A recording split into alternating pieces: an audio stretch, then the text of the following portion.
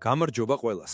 დღეს უნდა ვისაუბროთ იმ ზღაპრებზე, რომლებსაც ისლამ მახაჩევის ჰეიტერები ავრცელებენ. მოკლედ, ბრატვა, გამოიწერეთ არხი, რომ ასეთი ბულშიტი არ გამოგეპაროთ. ესენი ამბობენ, თითქოს ისლამმა ილია თოფურიასთან ბრძოლას თეთრ სახლში თავი აარიდა. სინამდვილეში კი ყველაფერი პირიქითაა. სიმართლე ისაა, რომ ილია თოფურიამ თავად თქვა უარი მახაჩევთან ჩხუბზე. დიახ, სწორედ ასეა და ამას მისივე მენეჯერი, მელკი კოუა ადასტურებს. თოფურია გამოვიდა და დაიწყო ლაპარაკი თითქოს ისლამი მას ემალება. სასაცილო აბარ არის. ეს არიელ ჰელვანიც ერთი კლოუნია, ისეთ ცდილობს ამბის შეფუთვას, რომ ილია გამოიყვანოს გმირად. საერთოდ ეს ინტერნეტ ექსპერტები ერთი დიდი ცირკია. ზოგიერთი მათგანი კი აშკარა პროპაგანდას ეწევა. ალბათ იმიტომ, რომ ისლამი მუსლიმია და დაღესტნიდანაა. მეგობრებო, თუ ცოტა მაინც გაქვთ IQ და 2x2 იცით, მაშინვე მიხვდებით, რომ ეს ყველაფერი ტყუილია. აი დაფიქრდით. რა ლოგიკით იმსახურებს თოფურია ტიტულზე ჩხუბს 77 კილოში. ვოლკანოვსკის მოუგო, რომელიც მოკლე დროში დათანხმდა ჩხუბს. მერე ოლივეირას მოუგო ვაკანტურ ქამარზე. კი, კარგი მოგებებია, არ უარყოფ, მაგრამ ცოტა ფეიქ ჩემპიონს არ გავს. არმანთან ჩხუბზე ამბობს ქამარს ჩავაბარებ, ოღონდ მაგასთან არ მაჩხუბოთო. ერთი დაცვაც არ აქვს ჩატარებული თავის წონაში და უკვე 77-ში გარბის. რა ხდება ხალხო, სად ვართ? აი სწორედ ესაა.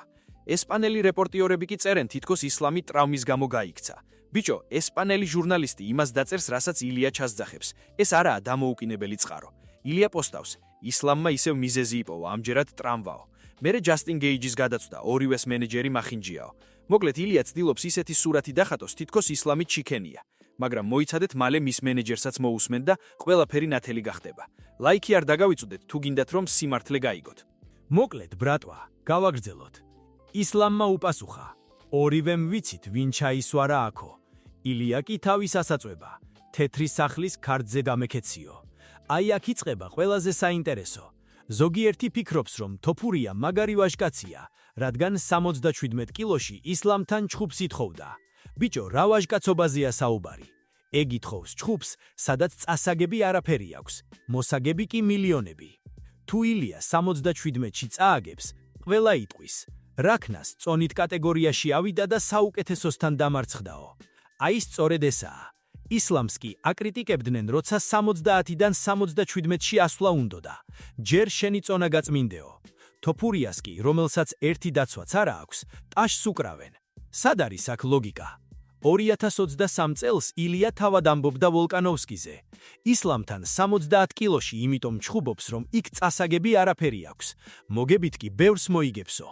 ახლა კი ზუსტად იმავეს აკეთებს. ტიპიური ორმაგი სტანდარტებია, სხვა არაფერი. და აი დანა ვაითის კომენტარიც. ისლამი თოფურიას წინააღმდეგ არასდროს ყოფილა დაგეგმილიო. ზოგი იტყვის, დანა იტყუება, რომ ისლამი დაიცვასო. რაკომ უნდა დაიცვას? დანა თავის ჩემპიონებს ხშირად მიწასთან ასწორებს ხოლმე. რეალობა ისაა, რომ მოლაპარაკებები საერთოდ არ ყოფილა. უბრალოდ თეთრი სახლის ქარდიდან ვიღაც გავარდა და ილია გეიჯი შეატაკეს. არიელ ჰელვანი კი ზის და ზღაფრებს ხვება. თითქოს ილია რაღაც განსაკუთრებული ტიპია, რადგან ისლამთან ჩხუბი მოითხოვა. სიმართლე კი ისაა, რომ UFC მიკითხა, ვისთან გირჩევნია, ისლამთან თუ გეიჯისთან. ილიამ თქვა ისლამიო, რადგან ეგ უფრო დიდი ფულია. სულ ესაა მთელი ვაჟკაცობა. არანაირი ხელშეკრულება, არანაირი ხელმოწერა. უბრალოდ ჰაერზე ნათქვამი სიტყვები. მოკლედ, ბრატვა, დააჭირეთ ლაიქს თუ ხვდებით რა თამაში მიდის აქ. ბრატვა, მოდით პირდაპირ თქვათ. არიელ ჰელვანი ჩვეულებრივი შოუმენია და არა ობიექტური ჟურნალისტი. უყურებ მის რეპორტაჟებს და გონია, რომ ილია თოფურია რაღაც სუპერ გმირია, რომელიც ყველას ეპატიჟება საჩხუბრად. სინამდვილეში კი არიელი უბრალოდ უправებს თავის საყვარელ მებრძოლებს ყველაფერს. აი, სწორედ ესაა. მინახავს, როგორც ცეკვავს და ეფერება მებრძოლებს ეთერში. ეს ხომ სამარცხვინოა. კაცი რომ სხვა კაცს მუცელზე მოეფერები და ესპანურ სიმღერებს უმღერებ, იქ ობიექტურობა სად არის? ჰელვანი უბრალოდ პროპაგანდას ეწევა იმ მებრძოლების სასარგებლოდ, ვინც მის შოუში ხშირად მიდის და ინტერვიუებს აძლევს. განსაკუთრებით კი მაშინ ცდება ხაზებს, როცა საქმე ისლამ მახაჩერს და ალი აბდელაზის ეხება. მისი მიზანია ილია გამოიყვანოს ლომად, ისლამი კი ტრავმირებულად, რომელიც თითქოს გაექცა ბრძოლას. მაგრამ მოდით რეალობას ჩავხედოთ თვალებში. იქვე ერთი ინგლისელი იუტუბერიცაა, რომელიც ჰელვანის სიტყვებს იმეორებს და ამბობს, რომ ილიას შესთავაზეს ისლამი ან გეიჯი და მან ისლამი აირჩიაო. ბიჭო, არჩევანი და რეალური მოლაპარაკება ერთი და იგივე გონიათ? აი, აქ ცდებით. ისლამი სოციალურ ქსელში წერს, ერთ დღეს მიიღებ იმას, რასაც ითხოვდიო. ეს ექსპერტები კი ამ ფრაზას ისე ჭრიან, თითქოს ისლამი აღიარებდეს, რომ ახლა ვერ ეჩხუბება. არა, ძმაო, წაიკითხეთ ბოლომდე. ისლამი ეუბნება, შენმა ღიპიანმა მენეჯერმა მილიარდები არ უნდა ითხოვოს ჩემთან ჩხუბისთვისო. ანუ საქმე ისევ და ისევ ფულშია. ილიას მხარემ მოითხოვა იმდენი, რაც UFC-მ არ გადაიხადა. და მერე გამოდიან და ამბობენ, ისლამი დაიმალაო. ეს ხომ აბსურდია. ესპანელი რეპორტიორებიც თავისას უბერავენ, ავრცელებენ ჭორებს, რომლებსაც წყაროც კი არა აქვს. სიმართლე კი ისაა, რომ ილიას მენეჯერმა მელქი კოუამ თავად აღიარა. ჩვენ უარი ვთქვით ორივე შემოთავაზებაზე, რადგან თანხა ძალიან დაბალი იყო. აი სიმართლე, მათ უარი თქვეს ჩხუბზე დაბალი ჰონორარის გამო და არა იმიტომ, რომ ისლამი გაიქცა. როცა პარასკევს დაბრუნდნენ მოლაპარაკებებზე და ისევ ისლამი მოითხოვეს, მაშინ უკვე გვიანი იყო, რადგან ისლამს მართლა სჭირდებოდა დრო ტრავმის მოსაშუშებლად. მაგრამ თავიდან თავად ილიამ თქვა უარი ფულის გამო. მოკლედ, ბრატვა, დააჭირეთ ლაიქს და არ დაუჯეროთ ამ ზღაპრიფს. თოფურია უბრალოდ ვაჯრობს, მეტი არაფერი. მოკლედ ბრატვა, აი ფინალური აკორდიც.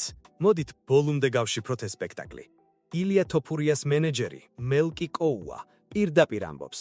ჩვენ უარი ვთქვით ორივე ვარიანტზე, რადგან შემოთავაზებული თანხა იყო ძალიან დაბალიო.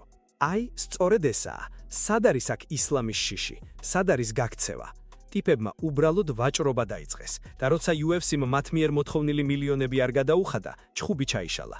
მერე კი დამოდიან ეს ინტერნეტ კლოუნები და ყვირიან, ისლამმა დაიხია უკანო. დააკვირდით ამ ბრიტანელ იუთუბერს, რომელიც თავის ვიდეოებს შლის ხოლმე, როცა პროგნოზებში სცდება.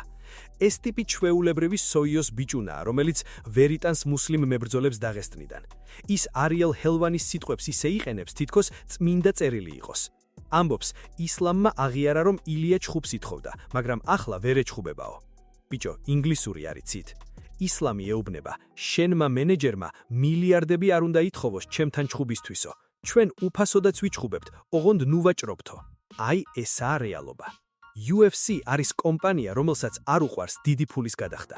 მათ უნდათ თეთრი სახლის ქარდის გადარჩენა, მაგრამ ილიამ იმდენი მოითხოვა, რომ მოლაპარაკება ჩიხში შევიდა. როცა პარასკევს საღამოს ილიას მხარე მიხვდა, რომ მეც ვერ მიიღებდნენ და ისევ ისლამი ახსენეს, მაშინ უკვე გვიანი იყო.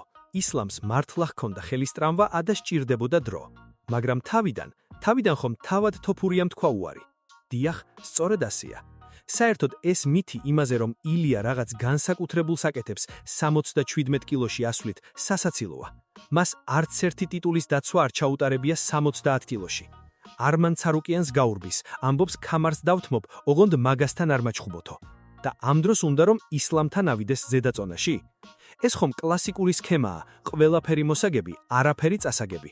წააგებს და იტყვის, დიდ წონაში ავედი და იმიტომო. მოიგებს და ღმერთი გახდება. ეს არაა ვაჟგაცობა, ეს არის ცივი გათვლა და ბიზნესი. ბრატვა, ნუ იქნებით დაბალი IQ-ს მქონე მებრძოლთა ფანები, რომლებიც მხოლოდ ტვიტერის პოსტებით საზღვრავენ სიმართლეს. სიმართლე ფაქტებშია. ილიამ უარი თქვა ფულის გამო და ისლამი კი მზადაა ნებისმიერს ეჩხუბოს, ოღონდ ადეკვატურ პირობებში. აი ესაა მთელი ამბავი. დააჭირეთ ლაიქს, გამოიწერეთ არხი და დაწერეთ კომენტარებში.